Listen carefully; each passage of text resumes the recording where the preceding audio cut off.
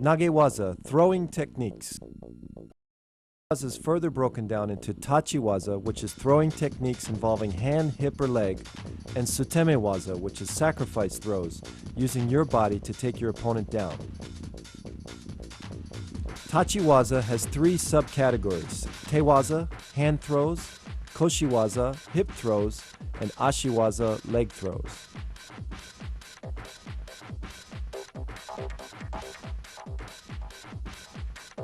Taotoshi, side body drop. This was the foundation throw of all my throws in competition. The key to Taotoshi is keeping your wrists relaxed and flexible, so when you snap them up, your opponent comes off balance. Try not to worry about where your feet are placed. Just worry about pulling your opponent off balance and turning as fast as you can. Again, let's look at the footwork. My left foot goes across his ankle and I pull my opponent over my foot. Again, as I set my opponent up, it's important to snap my wrists in order to create that kazushi, or off balancing. Then I follow through. Remember, the key to throwing for ippon, or full point, is to use your whole body, not just your arms or legs, but your whole body committed 100%.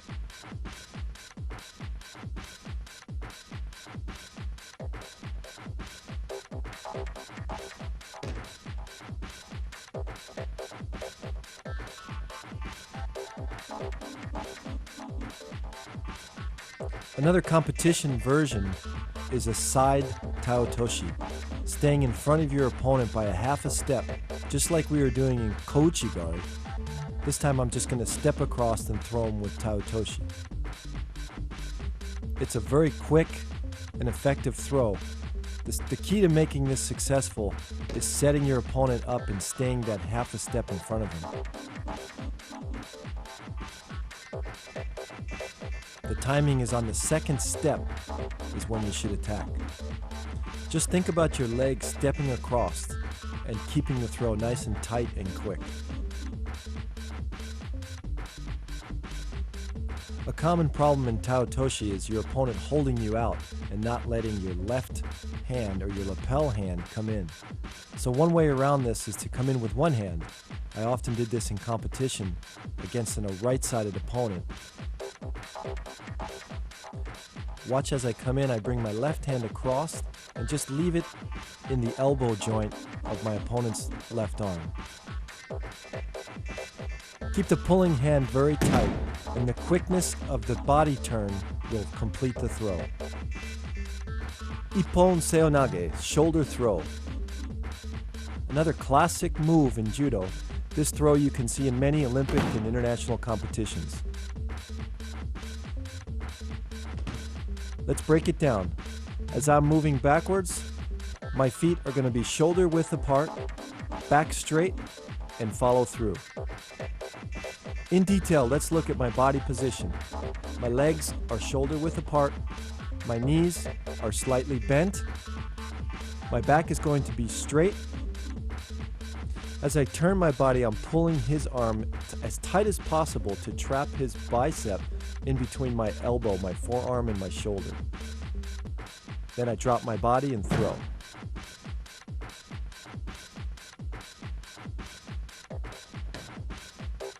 Again, my shoulder should be about the same height as his shoulder. I don't want to drop too low, otherwise his arm's going to come across my neck.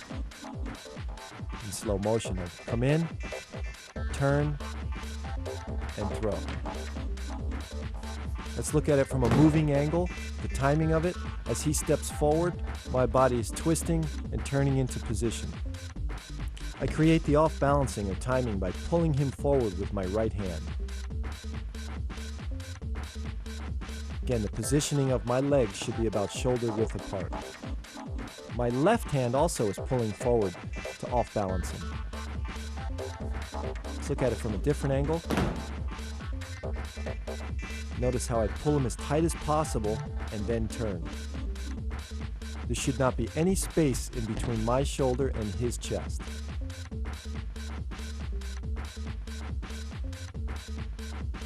When done with the proper quickness and timing, this throw, Ippon Seoinage, can be very effective, especially against bigger opponents.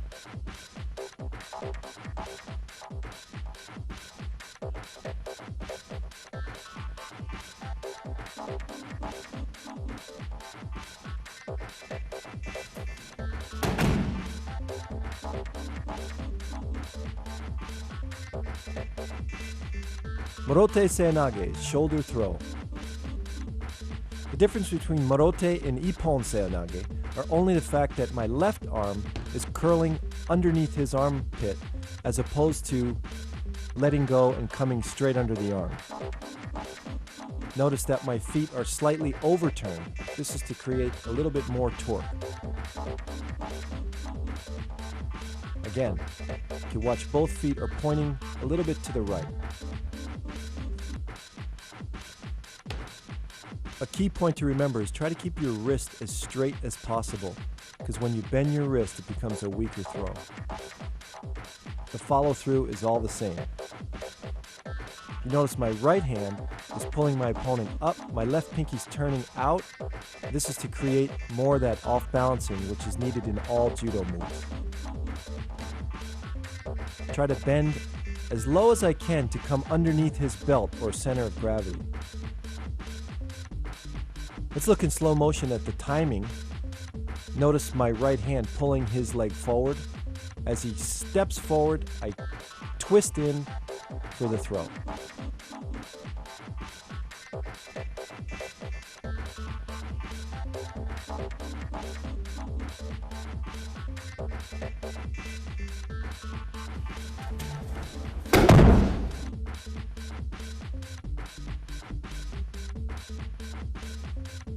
Kataguruma, shoulder wheel.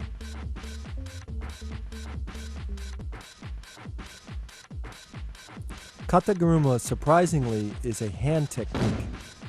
And what that means is your hands or wrists basically create the opening or the off-balancing as your body drops underneath.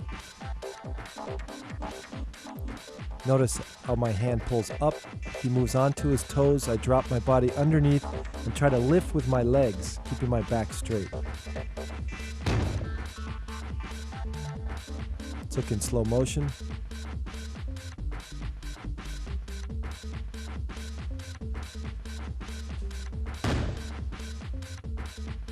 Looks from the top.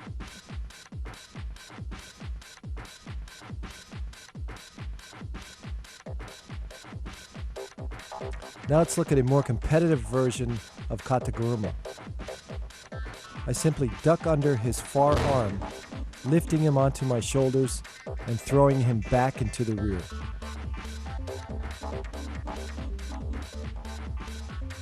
My opponent's got a far right-sided grip, so basically I'm ducking under his other arm and taking him off balance in the direction that he's already leaning toward.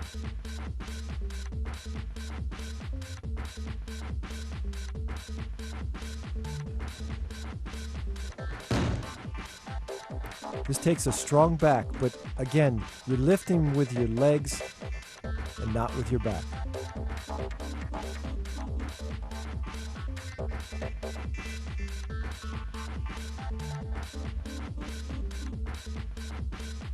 Another competitive version of Kataguruma is to surprise my opponent by simply dropping underneath his center of gravity. As I follow through, I extend my arm and come into the pin. Remember to pull with your right arm as you drop underneath and finish the throw.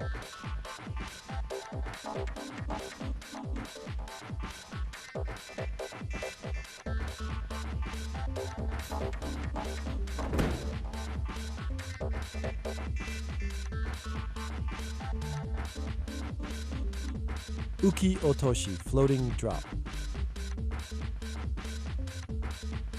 A classic throw taught in kata, this throw demonstrates the essence of judo. As my opponent pushes or moves forward, I use his energy and strength against him, dropping my knee and throwing him forward.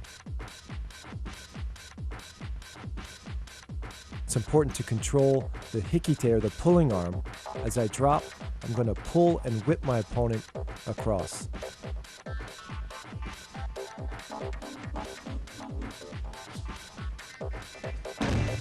Again, as he steps, is the correct timing to drop my knee down and whip him across.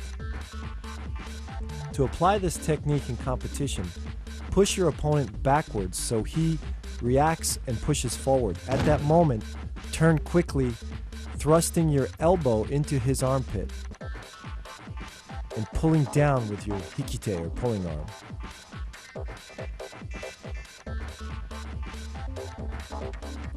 This timing, involving all your body, your legs, and your arms, creates that whipping motion.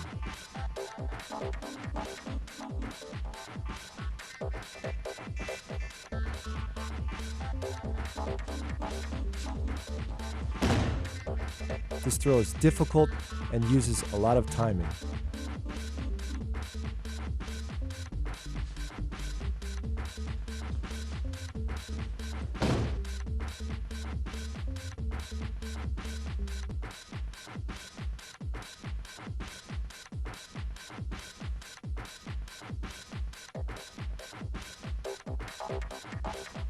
Tsukuenage, scooping throw.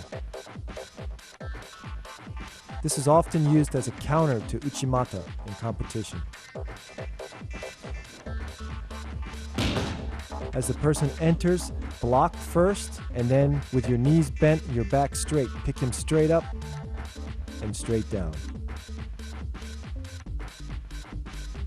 It's important to control him with your left hand on his lapel. As you block him and pick him up, my left hand is controlling and then pulling down at the last second.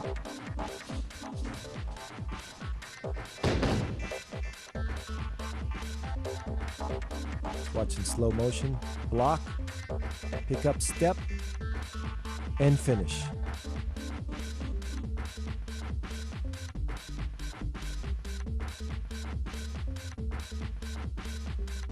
Notice I use my right knee to drive straight up in the air to help lift him.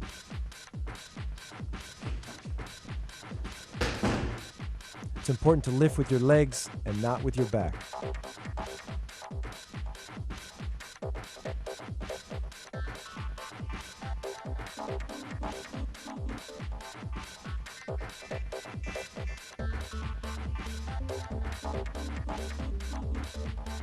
Sumiotoshi, corner drop. Another throw that demonstrates the pure essence of judo. Timing. As my opponent is moving forward, I'm going to use the correct timing to switch directions and throw him backwards. Basically taking his feet out from underneath him.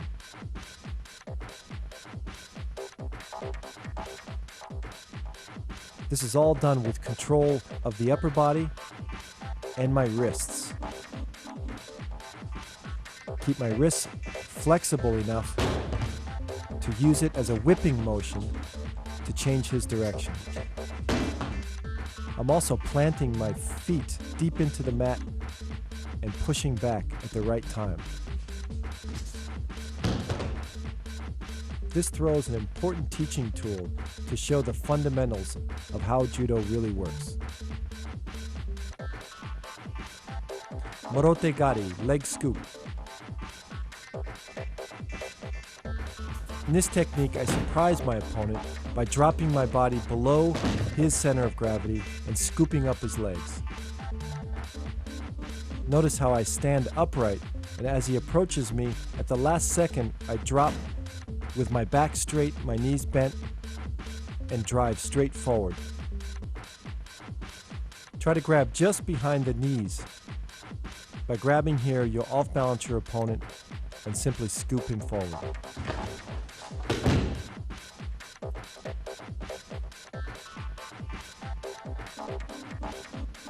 Let's look at it from the top.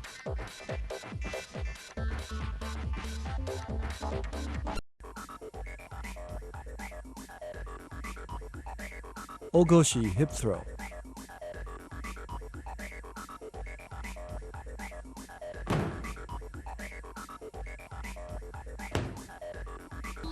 one of the first moves we learn as a beginner in Judo.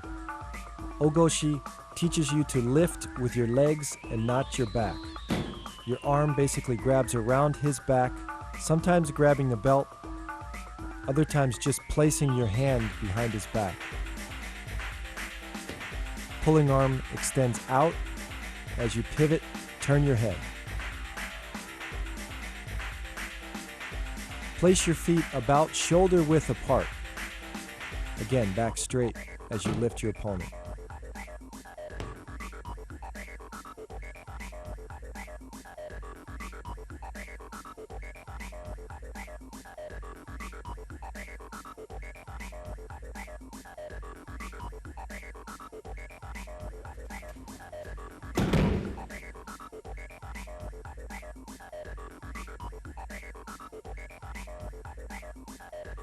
Ukigoshi, floating hip throw. This is one of the foundation throws of Judo. When I was training in Japan, the high school kids used to train an hour on this throw each day. Let's look at the hip placement. Notice my body is to the right side of his body. I'm not directly in front of him.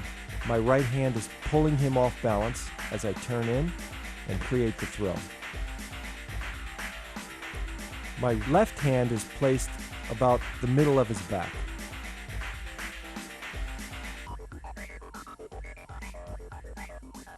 Again, from the front view, you can see that I'm a little bit off to the side. This creates a whipping effect.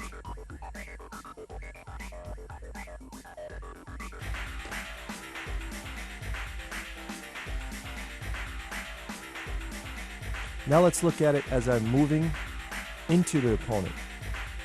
Okay, I take a deep step with my left, and my right comes back, lifting my opponent as I'm turning. This is pure timing. Now in a different angle as I'm moving back, as his left foot comes forward, that's the time that I turn. Timing is essential in this throw.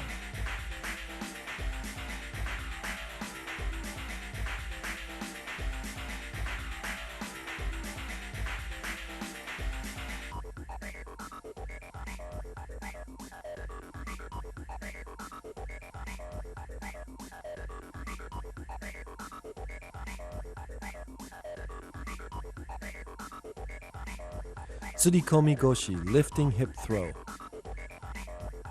Another classic technique that every beginner should learn first. Most important is my body position. As I pull my opponent off balance using both my left hand and my right hand, again, my feet are shoulder width apart, and my knees bend, but my back stays straight. And then I lift my opponent when my knees come up. The left lapel does all the controlling. Okay, look at my left hand, the way I lift it up. When I lift my left hand up, he comes to his toes. That creates kazushi, or off balancing. Again, the left hand positioning, or the left elbow positioning, is against his chest.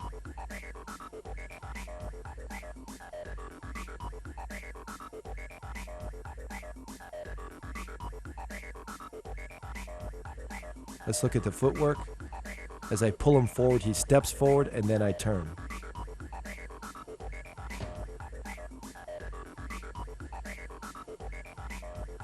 It's sometimes a difficult position to get into, and beginners often feel like they're off balance when they're practicing this move.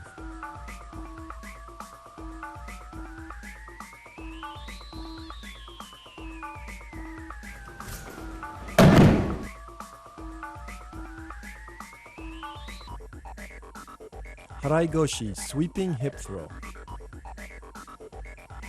This throw is often used by tall fighters because their legs are long and they're able to sweep out their opponent's legs at ease. The timing is similar to like a koshiguruma or any other hip throw. When your opponent steps forward, you turn and kick out your left leg which sweeps out your opponent's legs. Again, the key to all hip throws are really in the off-balancing or the pulling. My right hand is pulling my opponent off balance, and the sweeping leg does nothing more than just follow through for the throw. It's important not to emphasize sweeping your opponent's legs out, but put more emphasis on off-balancing your opponent, letting your leg just be a guide.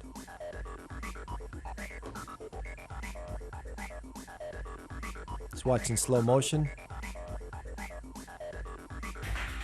Again, keep the sweeping leg straight, point your toe, and finish the throw.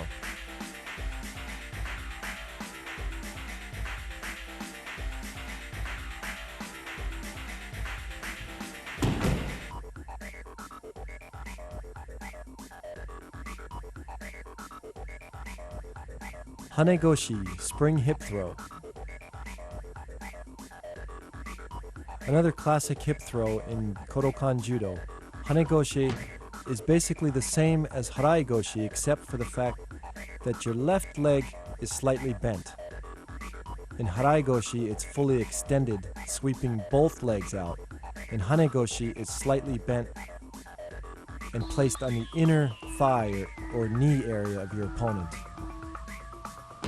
The steps are the same. As my opponent follows my foot back, I step in and turn.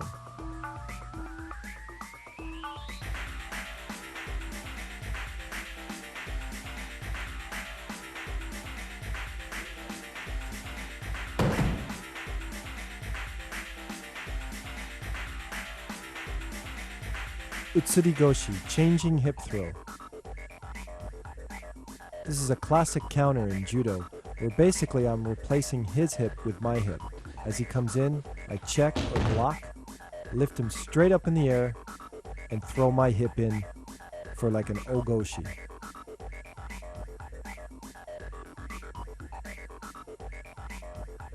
Posture is really important.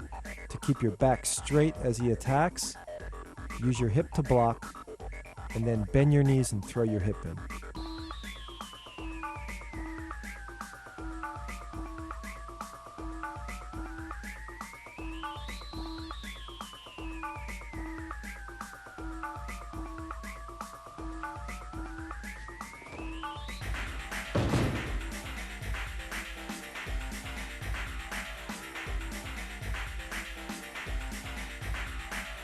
My pulling hand is very important also to control his body.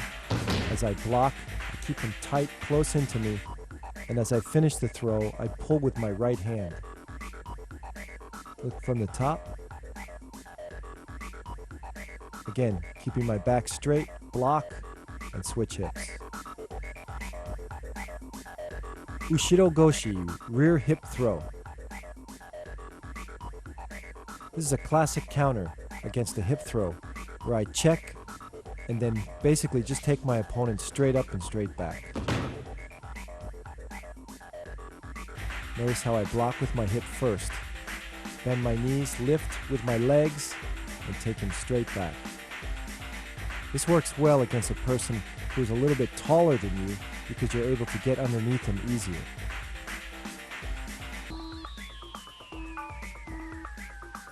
Also control him by keeping his body close to yours and basically bear hugging him until you throw him down.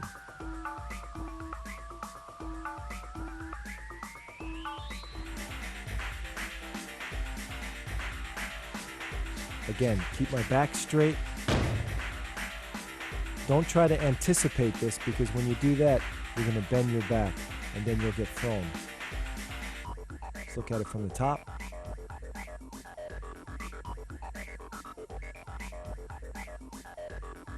Straight up, straight down. Tsurigoshi, lifting hip throw. The main difference between this throw, Tsurigoshi, and Ogoshi is the fact that I grab his belt. Watch as he comes in, I grab his belt, and then I attack, much like an Ogoshi.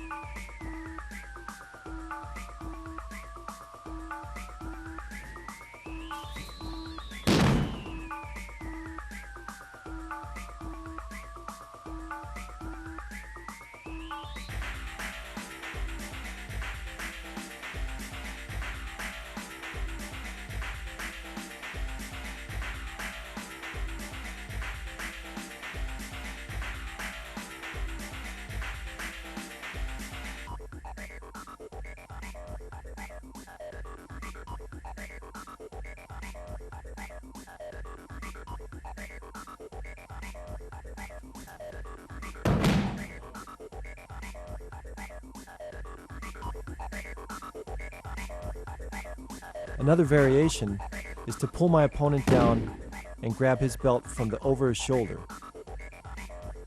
Basically, I use the same hip movement with my legs shoulder width apart, and I use the pulling arm to complete the throw.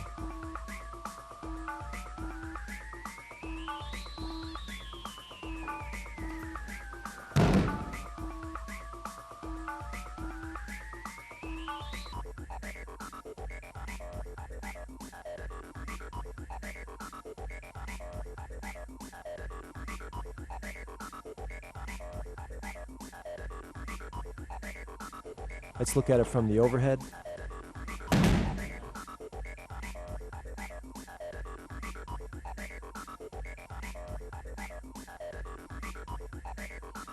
Koshi-guruma, hip wheel.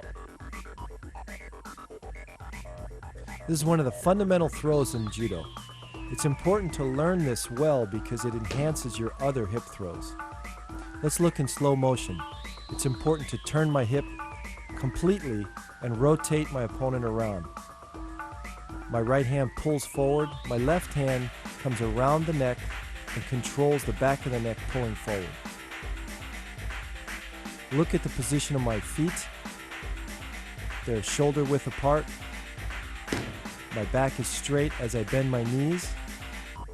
And then basically I lift my knees and lift my opponent off the mat at the same time.